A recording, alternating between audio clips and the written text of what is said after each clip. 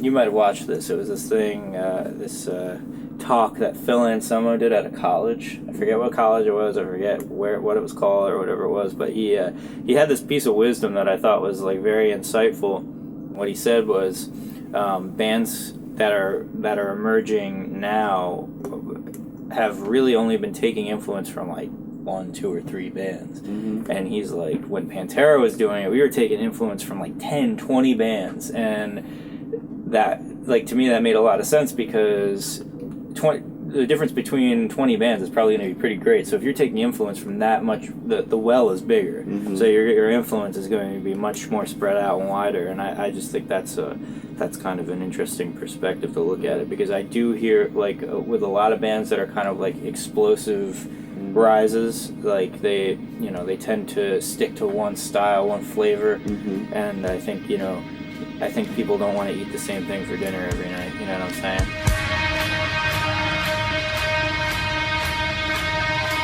Okay, next question. Yeah. Okay. Pascal Schneider asks, who wrote which song from the new albums? Well, that's a very good question. Juggernaut 1 and 2 were the first albums in our history where we collaborated from the ground up on every song. So while some specific members may have headed up or wrote the foundation for some songs, they were all essentially finished by everyone in the band. It was a very fulfilling and enriching process for the guys because, like I said, it was our first time doing it, and we feel we got the strongest results from this kind of process, and it's a very tough question to answer in its entirety. Yeah, and I think that it really took the pressure off of writing songs, and the collaborative nature of it just made it so much easier to come up with things that the whole band would be happy with, because everybody had a stake in it. Everybody's really always written, but this is like the first time that everybody's done everything together. And I remember Periphery 2. Periphery 2 was collaborative as well, but it would most of the time be someone had this full idea for a song, bring it to the table, and then maybe we'd have some input from other guys and finish it. But it was all done in a very separate manner. We were all isolated from each other when we were writing. With this, we were over in the same room every day for weeks and months, and that was what really set it apart, is we did everything from the ground up. So yeah, we did it all. And we also had extra stuff too that didn't make it on the album, so like we were really hard on each other in terms of getting the absolute best material, or the most appropriate material, I should say, because we were writing a concept album and it couldn't be just like whatever we wanted to put on there. It had to be right for the story being told.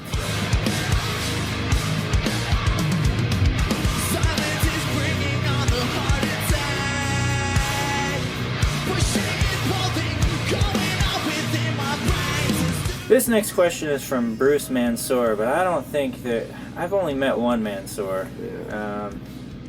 I don't know about that last name. Okay, but anyways, it's by Bruce Mansour, and he asks, Spencer wrote a vast majority of Face Palm You on guitar. Is there any material on Juggernaut that features Spencer's riffage? I don't... Is there? There's one. Oh, wait, let me guess. Yeah, I want to see if you can guess it. Oh, wait, let me guess. Is it... Did he play the Rainbow Grammys? No, what is it? I don't know. It's the chorus riffs of Heavy Heart. Oh, you're right. Yeah. You're right, because that chorus was a Mothership chorus initially. Yeah. That didn't make the cut for Mothership. It was going to make the cut for Mothership, but we decided to reappropriate it because we liked it so much. Yeah, it fit into that particular thing we were doing. Oh, man, yeah. So yeah, there you go. Yeah. Everybody in the band plays guitar pretty much. Even Matt can make things come out of the guitar if he wanted to. He plays it like a bass, but everybody in the band plays guitar, so yeah, it's awesome / annoying. Yeah. It sounds like Guitar Center all the time.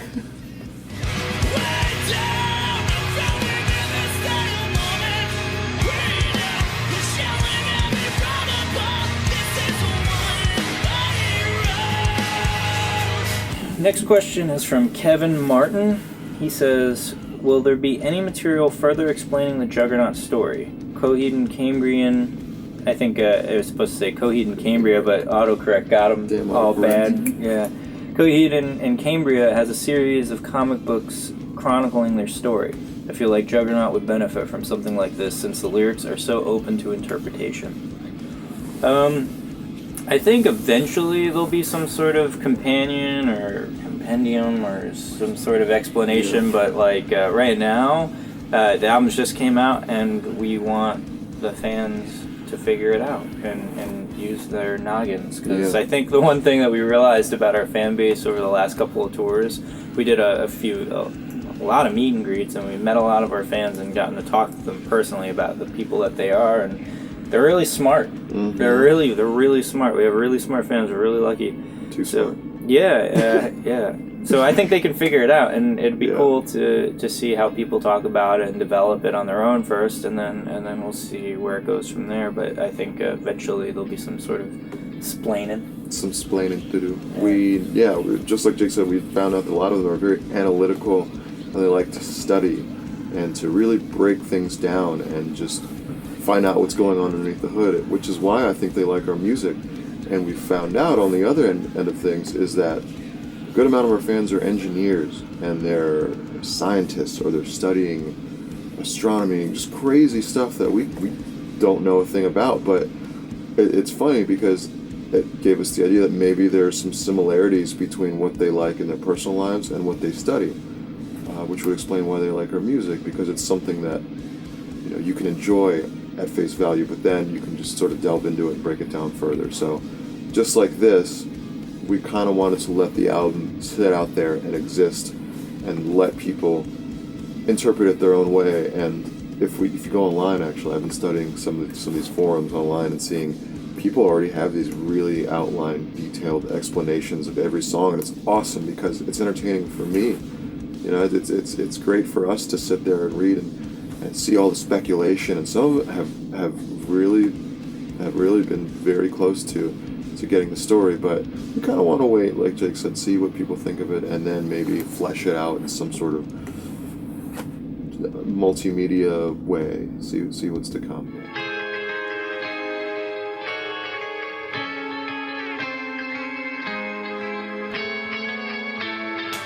This question comes from Cameron French. He asks, if a late-night TV show host had you on as a musical guest, what 3 songs would you most want to play? If I get to choose the TV show host, I would hope that it would be Eric Andre. If you haven't seen his show, it's hilarious. He basically gets 2 bands to come and play at the same exact time. Oh my god! So I think he had the Supremes and Exhumed. He had the Supremes and Exhumed. I think it was Exhumed. Yeah, playing at the same exact time. It was amazing. Wow. Anyways, what's 3 songs would you most want to play? Race Car, Omega, and... You stole my joke, you I was gonna say like Race Car, Omega, and Bohemian Rhapsody. Bohemian Rhapsody. Change the season. 50 minutes long. I guess. Would it be 3 anal cunt songs? What do you think? Oh, yeah. Which 3 anal cunt songs would they be? Oh my god, I'm gonna get myself into trouble now. No, I'm just kidding. Yeah, I can't answer. You can't even say one. Because the only ones I remember are like the most like messed up exactly. ones. Yeah, I kicked your nuts up. Oh yeah. What do you think? What 3 songs would we play? Icarus Lives, Make Total Destroy, and... Yeah, but those are old songs. Yeah. I don't want to play old songs. I want to play Juggernaut songs. What 3 Juggernaut songs would you want to play? Alright, 3 Juggernaut songs. Yeah. I'll pick 3 and then you pick 3. I want to play The Bad Thing, Alpha, and Psychosphere. Yeah, we already played those last, so that works out nicely. Yeah. I would say Bad Thing, 22 Faces, and probably Psychosphere. That song comes across really well live. That song's quite a slow, doomy, heavy one. Or we could just play Hell Below. Oh, see, forget what we watch people sit in their chairs like... Yeah. Let's just play Hell Below 3 times.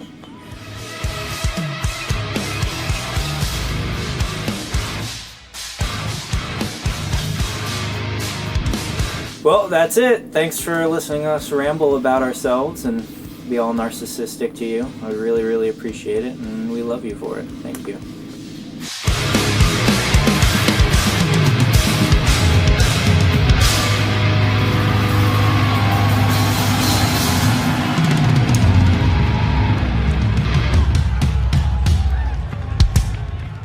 Imagine like having Arnold Schwarzenegger as a hype man. Come on, get up! Do it! I want to see a circle pit. But imagine like if you did nothing in the band, just have him sleeping in the bus. You know what I mean? Head of security. Head of security, perfect. But like waking up and chatting with Arnold and like going out for coffee with him and stuff, that'd be amazing. I stayed up really late last night. I'm so hungover. I shouldn't have taken that ecstasy.